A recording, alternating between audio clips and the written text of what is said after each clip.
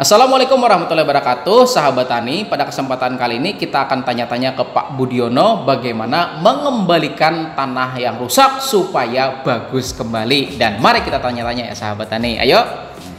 Nah, assalamualaikum warahmatullahi wabarakatuh, Pak. Salam, gimana, Mas? Alhamdulillah sehat. Alhamdulillah. Ini podcast yang kedua kita, Pak. Oh iya, insyaallah. Yang kemarin itu sahabat tani banyak yang penasaran, Pak, bagaimana sih yang namanya nano biochar katanya. Ya. Oke, kita pending dulu nano biochar, Pak. Kita mau kembalikan dulu nih tanah yang rusak karena kita tahu bahwa tanah adalah media tanam dan tanah pun tempat tanaman itu hidup, Pak ya. Jadi tanah yang baik otomatis juga akan menjamin tanamannya juga tumbuh dengan baik. Nah, insyaallah. Kita mulai dengan pertanyaan pertama dari saya, Pak. Kira-kira nih yang dimaksud dengan tanah yang rusak itu tanah yang seperti apa, Pak? Ya, terima kasih Mas Reza. Terkait dengan tanah yang rusak itu adalah bagaimana tanah itu memerankan fungsinya. Kalau peranannya dia untuk menunjang ya pertumbuhan dan perkembangan tanaman sudah terganggu, ya berarti tanahnya rusak. Itu artinya apa? Daya dukung lahan itu akan sangat menentukan keberhasilan pertumbuhan dan perkembangan tanaman kita. Itu. Lalu kalau misal nih, kalau mesin itu kan rusak diservis, Pak ya. Iya. Kalau tanah kalau rusak bisa nggak diservis, Pak? Oh iya. Oh bisa ya. Kebetulan ini nanti kita bisa jalan-jalan. Saya juga lagi ada program bagaimana memulihkan lahan dan kami sudah lakukan 3 musim, Mas. Dan alhamdulillah ini pupuk sudah berkurang 40-50%. Dari awal dengan musim pertama, sekarang udah musim ketiga, sudah mampu kita kendalikan sampai 50%. Dan target saya nanti ada beberapa komoditas tertentu sudah 0 kimia. Terus ada yang masih kita perlu ya sporadis, mana yang perlu dikasih pupuk aja gitu. Nah, jadi kalau mau kita kembalikan tanah itu seperti apa ya kita kembalikan siapa penyebabnya, apa penyebabnya, terus mengapa itu terjadi. Nah itu kita kembalikan ke 3 aspek dari penyusun tanah itu sendiri. Lalu penyebabnya apa nih, Pak? Karena kan sesuatu yang rusak itu kan nggak mungkin kan langsung datang tiba-tiba rusak kan gitu. Pasti kan ada penyebabnya nih. Kira-kira apa nih, Pak? Yang paling sesuatu yang paling fatal yang menyebabkan tanah itu rusak, Pak? Ya, yang jelas kita kembali kepada komponen penyusun tanah. Ya seperti kita punya sepeda, komponennya apa? Kalau tahu, oh saddle, oh roda, jadi kan tahu kita benahi rodanya, saddlenya. Tanah juga demikian. Di sana ada 3 komponen, Mas. Jadi pertama dari komponen fisik tanah, kedua kimia tanah, dan yang ketiga biologi tanah. Jadi kalau kita mau mencari sebabnya ya dari ketiganya itu. Kalau mau menangani supaya nanti kembali sehat lagi tanahnya ya dari ketiga itu juga. Gitu. Apakah 3-tiganya itu beda-beda nih, Pak, penanganannya? Kan tadi Pak Budiono sebutkan bahwa komponennya itu kan ya macam kayak sepeda kan, ada sadelnya kayak gitu kan, ada velgnya mungkin ya, ada rodanya. Sama juga dengan tanah komponennya ada komponen fisik kan kayak gitu, komponen kimia dan komponen biologi. Nah 3-tiganya ini seandainya nih, Pak, kita ibaratkan yang pertama nih yang rusak. Komponen fisiknya yang rusak, itu ngebenerinnya gimana, Pak? Ya, dari yang mulai sederhana, Mas Reza, sampai yang kompleks, alhamdulillah kita sudah ada caranya. Jadi yang kalau fisik ya, fisik tanah itu apa saja sih unsurnya? Jadi pertama yang dikatakan fisik tanah itu adalah struktur tanah, tekstur tanah, warna tanah, daya porositas tanah, daya aerasi tanah, dan juga beberapa komponen yang lain termasuk kepadatan atau berat jenis tanah itu sendiri. Nah itu berarti kalau kita sudah tahu misalnya, oh ini tanahnya liat, nah, berarti tekstur yang kita tangani. Ya kalau liat ya musuhnya ya bahan organik supaya dia remah. Kalau liat kan padat itu. Betul. Nah itu contohnya seperti itu. Nah, apakah semua jenis tanah itu bisa dibenahi, Pak? Tadi kan sebagai contohnya lihat. Kalau contoh yang lain, misalnya tanah jenis lain bisa dibenahi juga nggak, Pak? Iya, pasir. Nah, kalau kita kembalikan lagi, apa saja sih yang dikatakan tekstur itu? Tekstur itu kita punya 3 komponen besar, yaitu liat, pasir, dan debu. Nah, Ini seharusnya kalau tanah itu ideal, ya lihat pasir, debu harus seimbang. Bukan berarti sama, seimbang. Nah, tanah yang seimbang kayak apa? Ya kalau ada liatnya 45% lah ideal. Kalau nanti ada debunya, ya paling enggak sisa dari pasir maksimal 14%. Berarti sudah berapa tadi? 59. Debunya bolehlah 41 atau 40. Itu ideal. Nah, sekarang kalau kita lihat tanah, Pak, tanahnya itu bikin kelereng aja bisa, berarti jelas lihat. Tapi kalau kita kepal-kepal, terus kita buka tangan kita, masih kepiar, setidaknya dia sudah unsur debu dan pasir sudah ada. Jadi bisa dikatakan sebagai liat berlempung atau liat berdebu. Mana nanti unsur pengikutnya yang lebih dominan. Jadi kalau cara menyebut tekstur, yang dominan dulu misalnya, oh yang dominan liat. Nah, nanti disebutkan yang kedua, komponen yang kedua apa? Misalnya, oh setelah liat ada, oh ternyata debu. Nah, selanjutnya kalau misalnya, oh ada agak kasar-kasar pasir, berarti liat, tanah itu bertekstur liat, berdebu, berpasir. Jadi cara nyebutnya gitu. Lah, dari komponen inilah nanti kita tahu. Misalnya tadi Mas Rizal nanya, kalau tanahnya liat gimana? Ya kita kasih komponen pendukungnya tadi, ada kandungan debunya, ada kandungan pasirnya. Setidaknya kalau secara ya petani awam gitu, ya masukkan bahan organik. Ya. Dan kami sudah mencoba dari tanah yang paling pejal, dan alhamdulillah 3 musim saya sudah dapat tanah yang sudah gembur. Yaitu diantaranya saya pakai teknologi biocat. Jadi cat itu arang. Arang itu adalah ya limbah pertanian yang kita bikin areng yang 0 oksigen itu. Nah, seperti itu contohnya, Mas. Ya. Lalu kalau bahan organik itu kan biasanya kalau di tingkat petani identik dengan kotoran hewan, Pak ya. Misalnya entah kotoran sapi kah, misalnya kotoran kambing atau kotoran yang lainnya. Ada kriteria khusus nggak kira-kira bahan organik yang dipakai buat membenahi itu yang terbaik, bahan organik yang seperti apa tuh, Pak? Ya, jadi seperti saya sampaikan tadi, kita harus tahu betul tanah kita ini kendalanya di apa. Nah, kalau dia hanya sekedar teksturnya atau sifat fisiknya, saya pikir itu dengan limbah-limbah daun, seresah-seresah dari limbah pertanian itu sudah cukup. Kalau kita berkesempatan karena waktunya masih panjang, terus waktu tanamnya juga masih panjang, ya kita bikin biocat. Artinya setidaknya kan kita masih perlu waktu untuk membuat areng. Setelah itu kita kompos biocatnya tadi biar ada bio masuk. Dan ini Mas, satu komponen tunggal di tanah itu. Jadi kalau fisiknya baik, akan diikuti kimianya juga baik. Dan ini juga berkat dukungan dari yang aspek biologi. Jadi kita tidak bisa hanya fisik saja. Tapi kita melihat di sini adalah titik pintu tadi sama temukan yang fisik yang rusak, bukan berarti hanya bahan-bahan untuk memperbaiki fisik saja. Tapi kimianya juga dia akan memberi andil. Bionya tadi akan memperbaiki biologinya. Lalu kalau setelah fisik tadi kan berarti komponennya adalah komponen kedua tadi, komponen kimia, Pak. Ya. Kalau yang dikatakan komponen kimia yang rusak itu yang seperti apa, Pak? Ya, yang jelas tanahnya udah gembur, ya. Tapi tanaman kita kok masih emang sering kejadian soalnya kok tanahku udah gembur tapi kok nggak subur kayak gitu loh. Jadi secara fisik itu dia udah cukup bagus. Jadi tinggal kita perbaiki. Nah, kalau kimianya tadi ya kita berikan unsur hara. Nah, masalahnya kan kalau kita ngasih unsur hara dari kimia, ini juga akan menimbulkan masalah nanti bahkan fisik, kimia, biologi tanah kita rusak. Nah, terus bagaimana caranya? Jadi kalau memang itu nyata-nyata kita kekurangan kimia ya, aspek kimianya. Jadi kimianya yang mana? Nah, itu kan kita ada alat itu. Mulai bagaimana mengukur pH, bagaimana perangkat uji tanah kering, apa tanah rawa atau tanah sawah. Nah, di situ kita tahu, oh ternyata N kita yang kurang. Ya nggak usah ngasih P dan K. Kalau kita ngasih N, P dan K malah rusak. Kenapa kok rusak? Nah, kita butuhnya roti, dikasih singkong, dikasih pisang.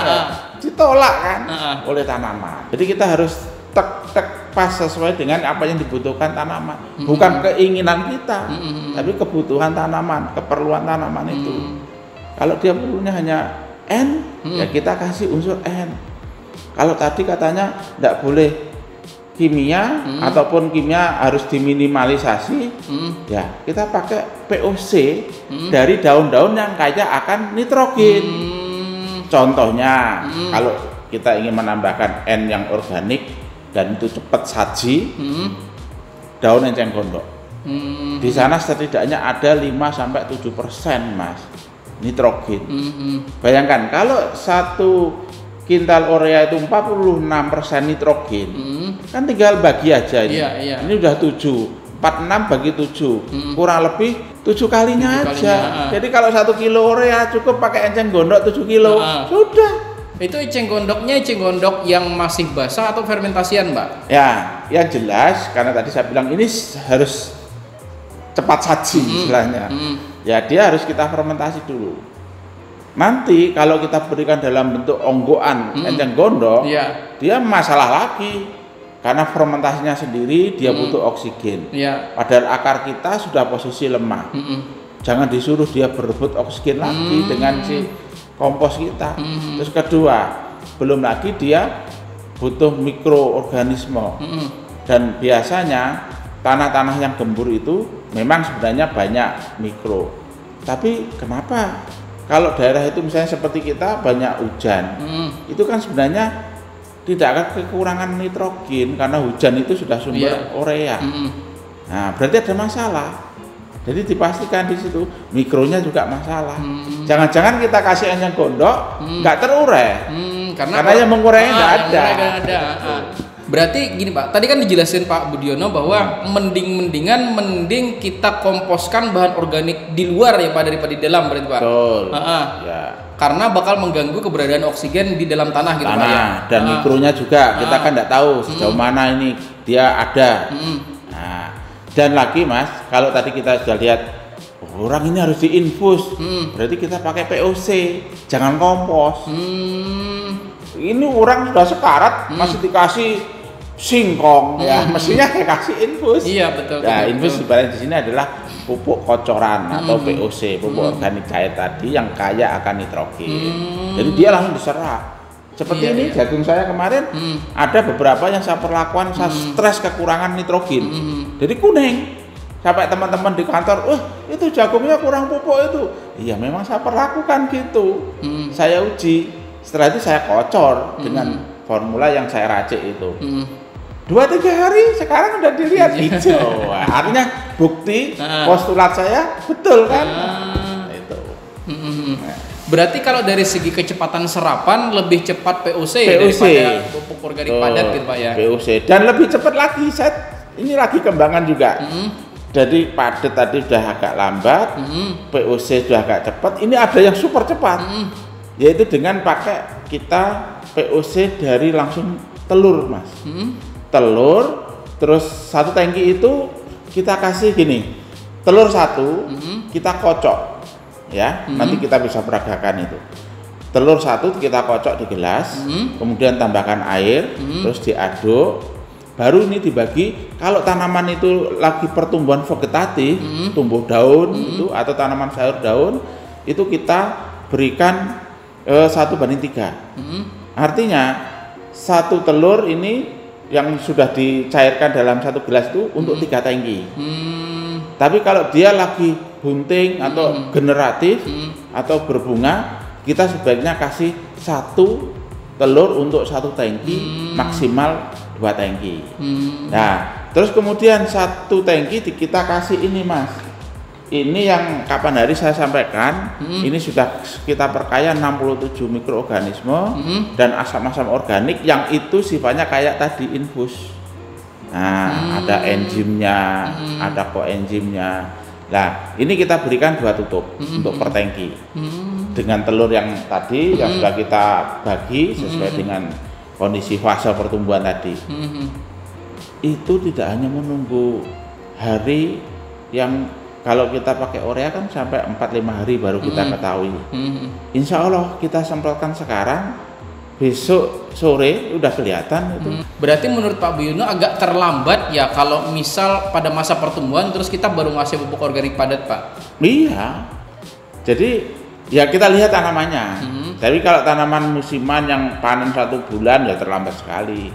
Kalau itu jagung manis 2 bulan, ya dikatakan terlambat ya terlambat. Kenapa? Karena dia paling tidak masih tersisa dong, nggak diserap. Ya mampu diserap, tapi tidak sepenuhnya. Tapi kalau tanaman singkong atau tanaman pisang nggak masalah, karena dia umurnya lebih panjang. Gitu. Kemudian nih Pak, bicara soal komponen ketiga, kan tadi komponen kedua tadi kan adalah komponen kimia. Kemudian kan komponen selanjutnya ini kan komponen biologi. Nah, ini mungkin yang agak kesulitan di tingkat petani Pak ya. Kan kita kadang kalau kita pengen tahu komponen biologi, kadang katanya sih harus menggunakan mikroskop gitu Pak ya. Nah, ada nggak Pak ciri-ciri tanah itu sedang kekurangan unsur biologi Pak atau komponen biologinya Pak? Iya. Nah, ini perlu saya perjelas Mas. Komponen biologi di tanah itu ada 3. Jadi yang dia sifatnya sebagai mikroorganisme, ya itu diantaranya ya bakteri, jamur yang menguntungkan, bacillus, mycorrhiza, semacam itu. Nah, dia dengan tugas-tugasnya sangat spesifik. Kemudian yang terkait meso, yang meso ini diantara itu ada protozoa, terus kemudian nematoda, hewan-hewan renik, tapi sudah bukan masuk golongan mikroorganisme, tapi dia masih kecil. Nah itu membantu ternyata dia kayak rayap itu. Kan batang-batang di tanah kita kalau tidak terbantu oleh rayap, bakteri juga lama, jamur lama untuk melapung. Nah, tapi kalau komposisinya dia berlebih ya ini jadi hama. Nah, terus yang ketiga yang makro, artinya yang fauna makro di sini yang biologi tadi cacing, kadang orong-orong, nah yang besar-besar gitu, termasuk aktivitas akar tanaman kita. Kenapa? Dia mampu membuat pori-pori di dalam tanah kita, serabut-serabutnya itu. Tanah-tanah yang keras kena ujung tudung akarnya ini pecah. Nah, terus diikuti di kanan kirinya atau sekeliling akar itu ada mikroorganisme yang memang hidup berhabitat di permukaan akar. Jadi kayak ini bor tapi langsung ada bagian penggerak yang lebih renik lagi. Nah, itulah. Jadi dari yang mikro, meso dan makro fauna tadi ada semua. Termasuk yang floranya di aktivitas akar tadi. Insya Allah. Terus ciri tanahnya gimana kalau kita lihat? Ya yang jelas tanahnya gembur, relatif berwarna hitam, terus kemudian relatif lembab, karena aktivitas dia dia mengeluarkan uap itu juga. Terus yang ketiga terkait dengan ada tanda-tanda kehidupan kayak cacing. Jadi kayak rumah cacing itu ada. Itu berarti kan aktivitas biologi itu. Iya. Seperti itu Mas. Terkadang kayak gini Pak ya. Kita kan Pak Budiono juga cerita bahwa biologi itu kan ada komponen ada 3 tadi, mulai dari yang makro, kemudian yang tengah-tengah tadi sampai yang mikro. Nah, terkadang kita mohon maaf ya ketika ngelihat cacing, wah cacing ini semprot kayak gitu kan. Kemudian ada rayap, wah semprot kayak padahal gitu. Itu sahabat kita gitu. Lalu yang sebijaknya itu masih seperti apa Pak? Ya, jadi gini, kalau misalnya kita rayap ya, kita lihat dia mengganggu perakaran kita enggak? Tanaman kita enggak? Kalau enggak biarin. Dia itu pasukan kita, yang dia bagian melumat yang kayu ranting yang masih kita tanam di bawah. Di situ saya juga lagi mengadakan penelitian bedengan yang di dalamnya tanah itu ada kayu-kayu. Nah, itu nanti mau saya identifikasi apa saja yang hidup tinggal di situ.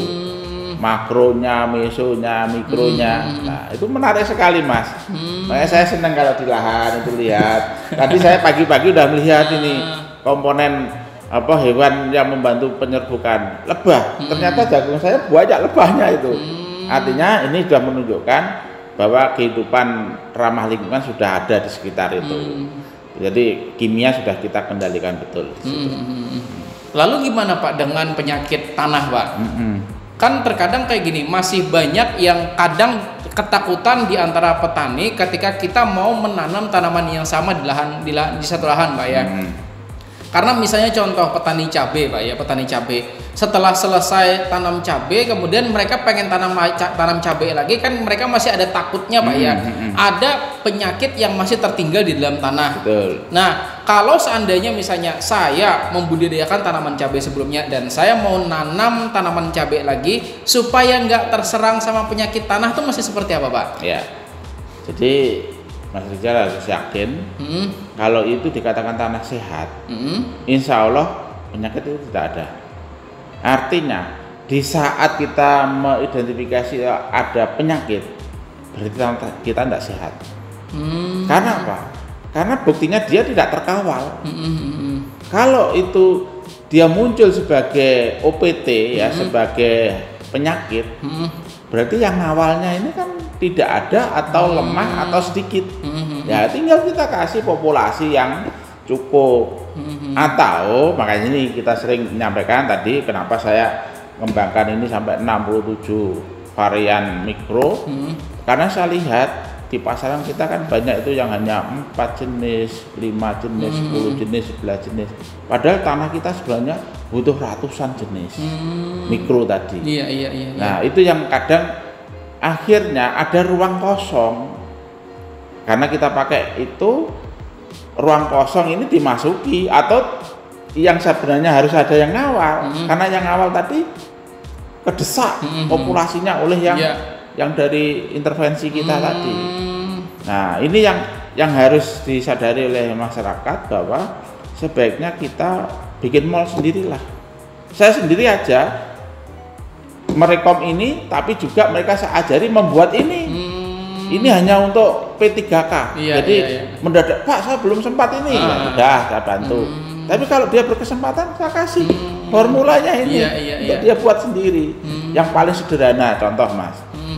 Kalau kita mau membuat semacam pengurai yang murah dan banyak tuh di desa-desa.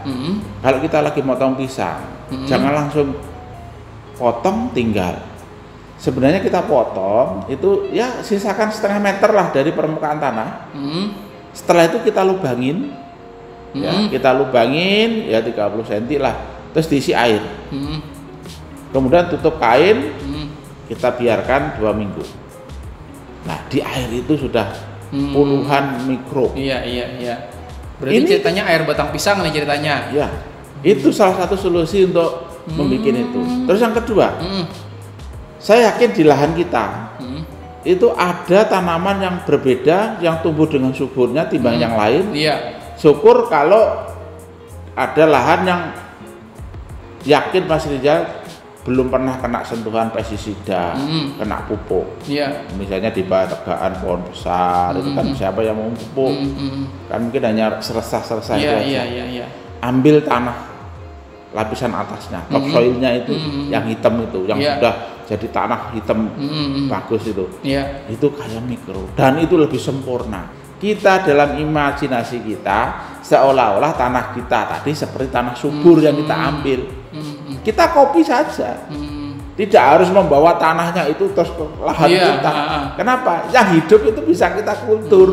Ini yang kita harapkan nanti teman-teman petani bisa mengeksplor sendiri mall-mall yang ada di sekitarnya. Jadi ada satu metode dari Korea sana Pak ya, itu namanya JADAM, dan dia itu menjelaskan tentang apa itu JMS atau JADAM Microbial Solution. Nah, dalam JADAM Microbial Solution itu kita mengambil bakteri atau mikroorganisme yang ada pada tanah humus, entah itu yang di akar bambu misalnya atau akar pepohonan besar misalnya seperti itu, kemudian kita masukkan ke dalam entah itu kain atau kaos kaki misalnya Pak ya. Kemudian ngasih kentang, kemudian ngasih sedikit garam supaya ada kadar mineralnya, kemudian difermentasi selama 1 hari. Ketika muncul buih-buih maka mikroorganismenya itu udah larut katanya dalam air tersebut. Nah, menurut Pak Budiono sama nggak proses kita pengembangbiakan mikroorganisme di tanah humus itu sendiri untuk diaplikasikan ke lahan dengan metode yang Pak Budiono tadi sebutkan Pak? Ya,